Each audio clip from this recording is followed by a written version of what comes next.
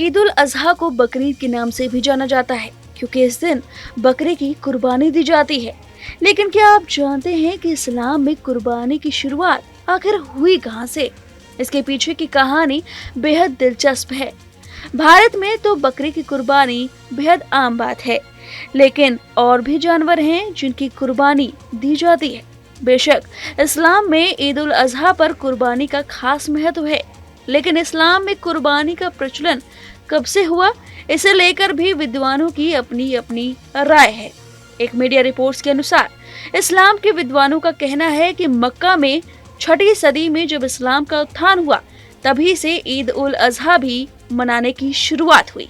इसमें कुर्बानी का खास महत्व है। हालांकि ईद उल अजहा जिन पैगंबर अब्राहम से शुरू माना जाता है, वो इससे बहुत पहले धरती पर आ गए थे। मान्यता है कि कई हजार साल पहले पैगंबर इब्राहिम धरती पर आ गए थे। ईद उल अजहा पैगंबर इब्राहिम की अल्लाह पर विश्वास की याद में मनाया जाता है। एक धार्मिक मान्यता है कि इस दिन अल्लाह ने इब्राहिम की परीक्षा ली। अल्लाह ने इब्राहिम को आदेश दिया कि अपनी सबसे प्रिय चीज तुम कुर्बान कर दो। इसके बाद पैगंबर इब्राहिम बहुत सोच में पड़ गए, आखिर क्या कुर्बान किया जा सकता है।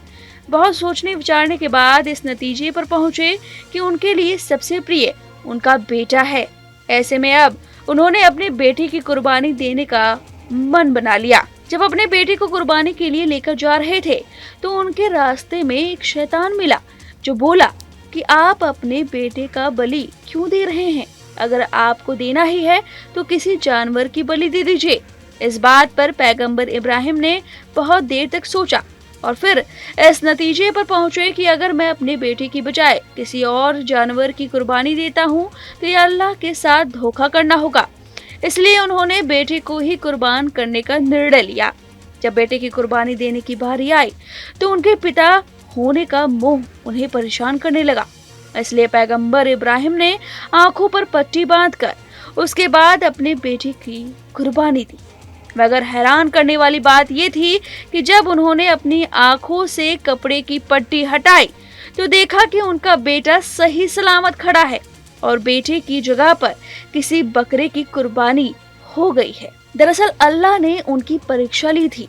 इसके बाद अल्लाह ने आदेश दिया कि इस बकरे के 3 हिस्से करो, एक खुद के लिए रखो, एक अपने साथियों के लिए, तीसरा जरूरतमंदों के लिए।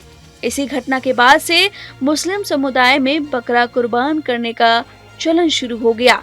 पैगंबर इब्राहिम की इस कहानी में यहूदी, ईसाई और मुस्लिम तीनों धर्म के लोग विश्वास करते हैं। मुस्लिमों में भी इस दिन को लेकर खास महत्व है।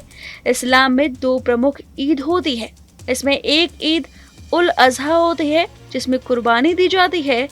इस्लाम के प्रसार के बाद पहली कुर्बानी कब और कैसे दी गई, इसे लेकर कई कहानियां हैं, लेकिन इतिहासकारों में इसको लेकर बहुत मतभेद है। इस्लाम के रीति रिवाजों में ऊंट, भैंस, गाय, बकरी और भेड़ और बकरियों की कुर्बानी देने की जानकारी मिलती है। आपको हमारी ये जानकारी कैसी लगी, हमें कमेंट करके जरूर बताएं।